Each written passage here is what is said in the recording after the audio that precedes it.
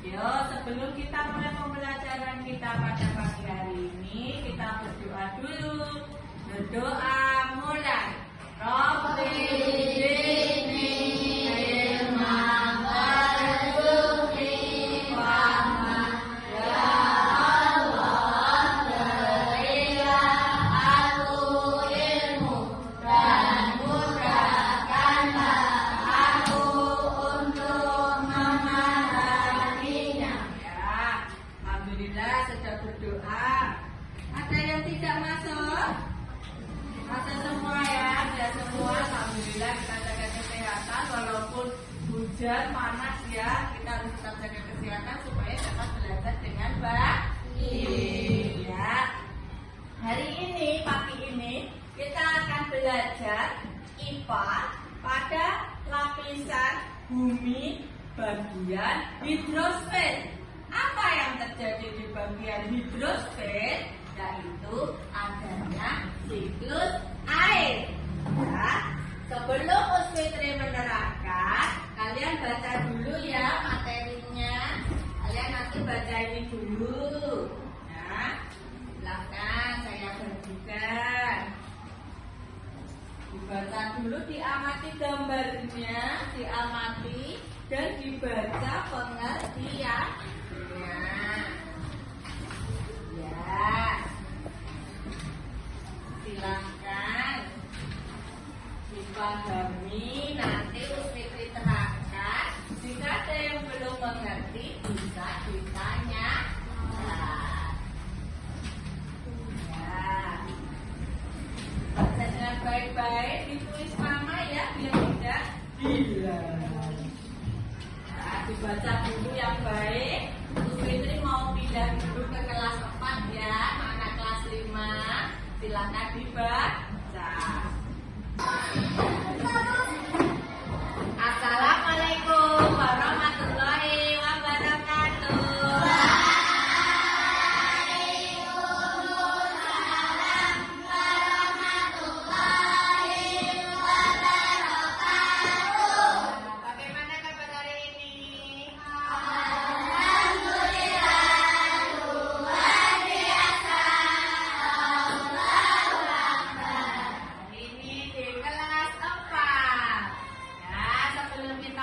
Pembelajaran, kita berdoa dulu ya. Berdoa mulai. Bismillahirrahmanirrahim. Doa belajar. Rabbi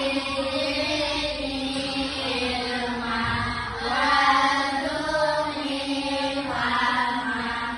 Ya Allah, berilah aku ilmu dan mudahkanlah aku untuk memahaminya. Ya, mudah-mudahan dengan berdoa kita bisa memahami pembelajaran yang akan kita pelajari hari ini. Ada yang tidak masuk? Ya, masuk semua ya, sehat semua. Walaupun cuaca hujan, bismillah kita sehat semua. Hari ini kalian kelas 4 akan belajar bahasa Indonesia tentang ide pokok dan kalimat utama. Sebelumnya kalian pelajari terlebih dahulu ya. Dibaca dulu, diperhatikan, dipelajari, nanti akan terus bahas setelah kita bergantian dengan kelas 5. Agak jauh ya. Nih, silakan dipelajari terlebih dahulu. Kita tolong ke belakang. Ya, dibaca dulu. Nanti kalau tidak bisa ditanya. Silakan ya. Silakan. Ada yang kelebihan? Ya. Mana?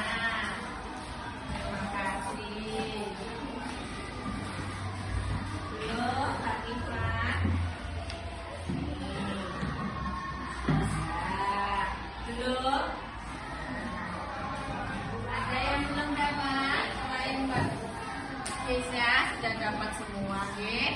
Nah, kalian baca dulu, dipahami, dimengerti. Nanti usahakan menerangkan setelah dari kelas 5. Silakan dibaca. Ya, bagaimana kelas 5 sudah dibaca? Ya, membaca dan memahami sebuah gambar. Yuk kita pelajari bersama-sama terangkan tentang siklus air. Di bumi kita kok air itu kok nggak bisa habis ya? Kenapa? Karena adanya, iya betul, adanya siklus air. Jadi air itu berputar. Kita pelajari dari sini. Ini gambar laut ya nak? Laut. Di bagian hidrosfer itu ada macam-macam. Ada laut, ada sungai, ada danau, ada samudra, ada sumur, ya kalau sumur di luar. Ada gletser, ada salju, macam-macam. Nah, di siang hari, air ini kena sinar matahari. Akhirnya air ini apa namanya? Menguap. Siapa yang sudah baca tadi kalau laut menguap namanya apa? Iya betul sekali. Namanya evaporasi. Selain laut, sungai, danau, makhluk hidup juga melakukan penguapan, baik tumbuhan, hewan maupun manusia. Nah ini ada tumbuhan. Kalau tumbuhan menguap namanya apa? Iya betul sekali, namanya transpirasi. Selanjutnya apa kalau setelah melakukan penguapan? Uap air tadi cair jadi uap naik ke atas, akhirnya jadi membeku dan membentuk awan. Nah, membeku jadi partikel-partikel yang membentuk awan namanya apa? Iya betul sekali, namanya kondensasi. Ini adalah proses pembentukan awan, namanya kondensasi. Nah, pada kondensasi ini pada lama-lama akan mencair jadi partikel-partikel es yang disebut dengan titik-titik air, namanya hujan. Betul, hujan. Bahasa ilmiahnya apa nak? Iya, presipitasi. Nah ini adalah peristiwa turunnya partikel-partikel cair dari awan, namanya presipitasi atau hujan. Nah hujan ini turun di mana-mana. Ada yang turun di laut saja, ada yang turun di semua tempat, beda-beda. Nah nanti ada beda-beda lagi. Kalau turun hujannya hanya di laut, karena awannya banyak, di atas laut banyak. Kok bisa ya? Karena laut kan air, menguap banyak. Jadi di atas laut tuh awannya banyak. Kalau hujan hanya turun di laut, itu namanya siklus pendek. Ya hanya turun di laut. Nanti juga ada yang turun di darat saja, namanya siklus sedang. Tapi kalau turunnya di bagian gunung, bagian gletser, bagian tempat-tempat yang membentuk salju, itu namanya siklus panjang. Karena terbentuknya salju itu tidak cepat, terbentuknya batuan es tidak, walaupun sama berasal dari hujan, tapi melakukan pembekuan kembali. Ya, siklus pendek, siklus sedang, dan siklus panjang. Nih hujan turun, rintik-rintik, masuk ke dalam tanah, masuk ke dalam gunung, mengalir ke sungai, mengalir ke sumur. Namanya penyerapan air. Nama lainnya mana? Apa? Infiltrasi, penyerapan air di dalam tanah. Nanti bisa masuk ke air tanah, masuk ke sumur, masuk ke sungai, masuk ke gunung, ya, masuk ke mana-mana di bumi. Setelah infiltrasi diserap, kembali ke sungai, kembali ke laut, terjadilah siklus air kembali. Nah, ini materi kita hari ini. Sudah paham? Ya. Ada yang ditanyakan? Tidak ada? Nah, mau nyanyi enggak? Enggak mau? Kita tepuk semangat aja ya. Tepuk semangat. Semangat. Ya, tadi kalian sudah belajar siklus air. Sekarang kita coba kalian menjawab soal. Di sini ada latihan soal. Coba dijawab dulu ya. Terus Fitri mau kembali ke kelas 4. Nanti kan Terus Fitri kembali di sini, kita bahas soalnya ya. Bisa ya? Nah, silakan dipelajari. Dan Bagaimana, sudah dibaca? Sudah. Paham belum? Alhamdulillah, kita pelajari kembali bersama-sama. Gak apa-apa ya, ada mati lampu ini karena hujan, jadi ya mati lampu. Kita belajar ide pokok dan kalimat utama. Apakah ide pokok itu? Ada nama lainnya. Nah, alhamdulillah menyala lagi. Ide pokok bisa disebut dengan gagasan utama atau pikiran utama. Apakah itu? Ide pokok adalah pokok permasalahan dalam kalimat utama. Di sini ide pokok ini tidak serta-merta tertulis di dalam paragraf, ya. Jadi tidak langsung di paragraf itu ada, oh ini ide pokok, bukan, ya. Ide pokok itu kita ambil intinya dari sebuah paragraf. Selain ide pokok, ada kalimat utama. Nih, kalimat yang mengandung ide pokok. Isinya itu mengandung ide pokok dan menjadi dasar permasalahan. Nah, bedanya kalimat utama ini jelas ada dan tertulis dalam sebuah paragraf. Ya, kalau ide pokok tidak tertulis, kita cari. Kalau kalimat utama tertulis. Nah, biasanya kalimat utama itu di awal paragraf. Yuk, perhatikan di sini contoh paragraf.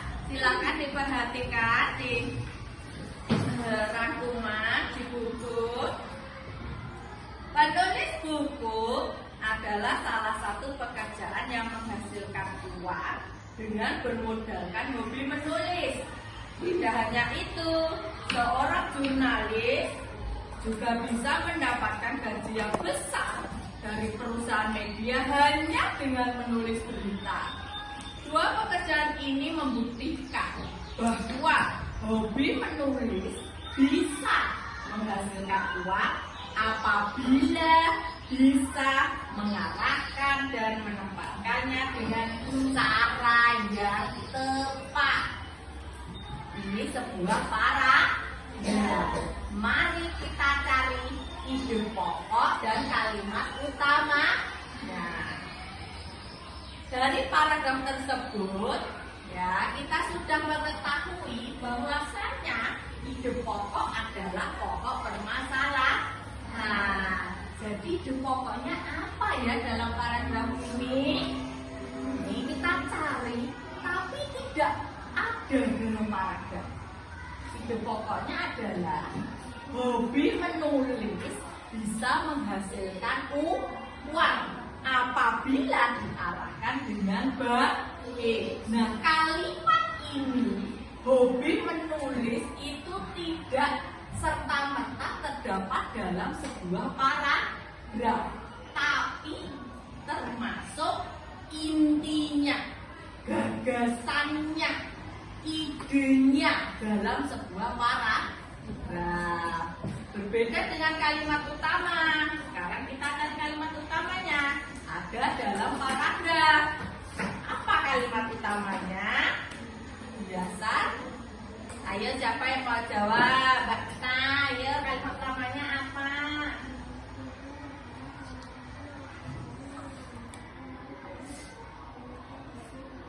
Iya betul. Penulis buku adalah salah satu pekerjaan yang menghasilkan uang dengan bermodalkan hobi menulis. Ini ada di dalam paragraf tidak?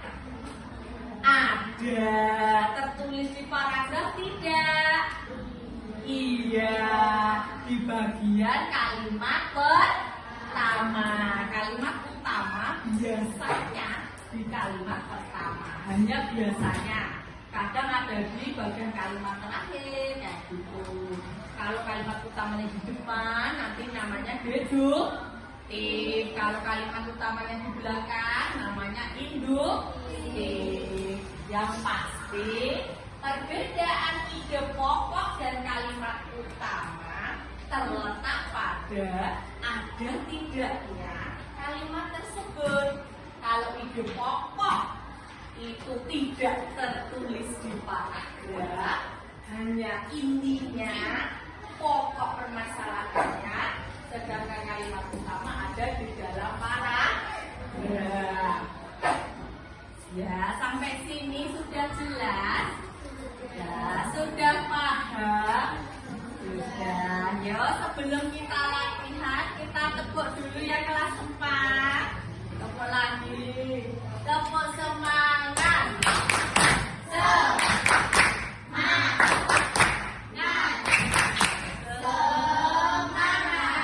Nah, sekarang kita coba kalian mencari ide pokok dan kalimat utama dalam sebuah paragraf yang terdapat di lembar kalian itu.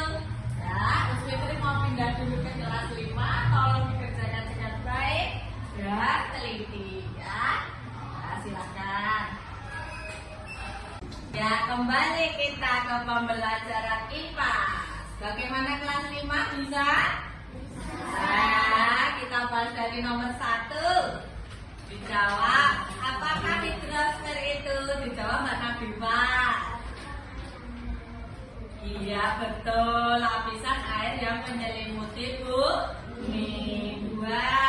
Sebutkan 5 macam hidrosfer. Ayo Mbak Rumi dijawab. Ya. Mana? Iya betul sekali. Ada laut, ada sungai, ada danau, ada glacier, salju. Nah, lanjut. Nomor 3, apakah evaporasi itu? Ya, dibaca Mbak Dani, jawabanmu apa?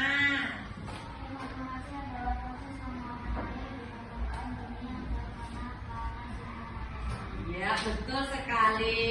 Evaporasi adalah proses penguapan air di permukaan bumi karena terkena panasnya sinar matahari.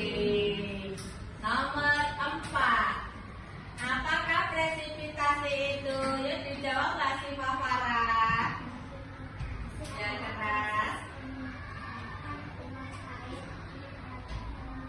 Ya, presipitasi adalah proses pengendapan uap air di atmosfer dan terbentuk titik-titik hujan. Oh, ya, satu kali lagi nomor 5. Apakah kondensasi itu? Mbak Novita dibaca. Ya.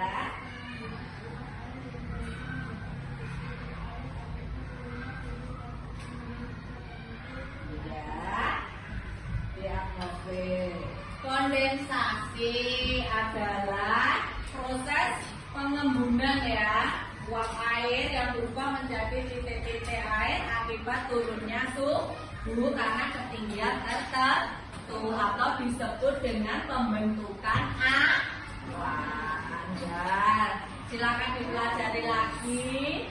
Semoga mudah dipahami. Ada yang ditanyakan sampai sini? Tidak ada, ya. Kalau tidak ada, mari kita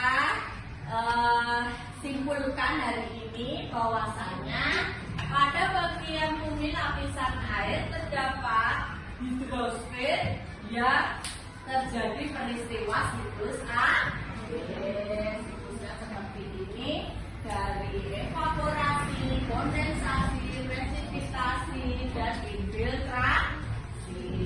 Semoga bermanfaat, dapat dipelajari. Nanti kalau latihan soal ataupun ujian dipermudah dan diperlancar. Ya, untuk penutup mari kita berikan bacaan hamdalah. Alhamdulillahirabbil alamin. Sampai jumpa di lain kesempatan. Bila taufik wal hidayah. Wassalamualaikum warahmatullahi wabarakatuh.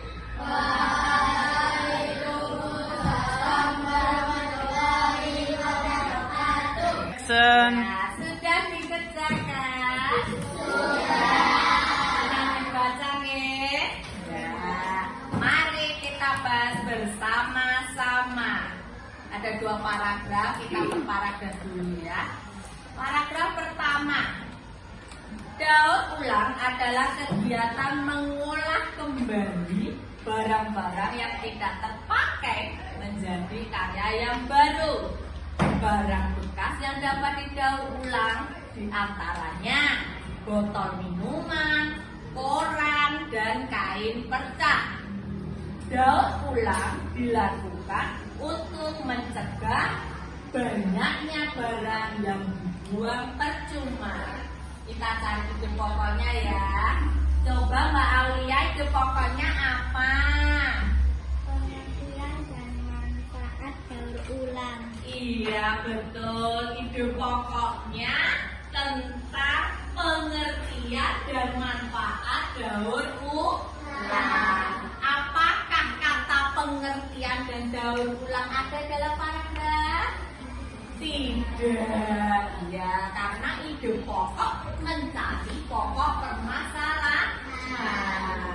Sekarang kalimat utama. Kalimat utamanya apa, Mbak Aska?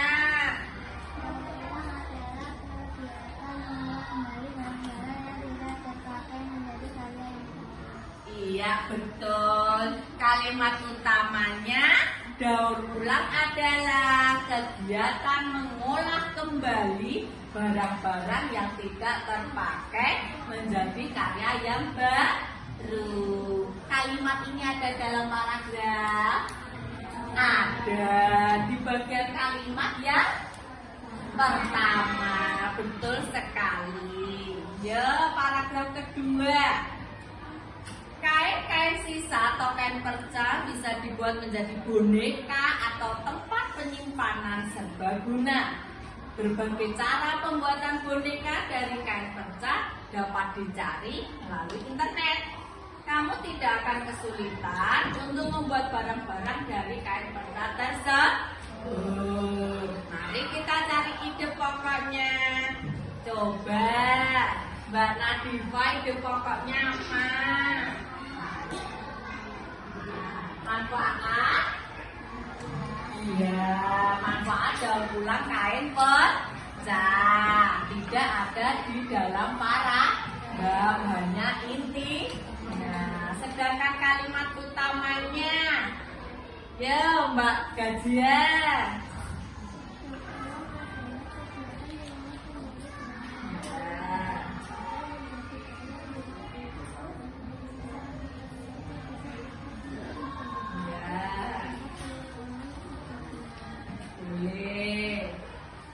Kalimat utamanya, sebenarnya kalimat utamanya yang tepat adalah kain-kain sisa atau kain perca bisa dibuat menjadi boneka atau tempat penyimpanan serbaguna. Itu ada di kalimat pertama. Sudah paham? Alhamdulillah, hari ini kita belajar ide pokok dan kalimat utama. Ada yang ditanyakan? Tidak ada. Ya, semoga apa yang kita pelajari hari ini bisa mudah kita pahami ya. Nanti kalau kita mengerjakan soal ataupun ujian bisa dipermudah dan lancar. Yuk, sebelum kita akhiri, kita doa dulu ya. Alhamdulillahirabbil alamin. Ya, sampai jumpa minggu depan. Hati-hati di jalan. Bila taufiq wal hidayah. Wassalamualaikum warahmatullahi wabarakatuh.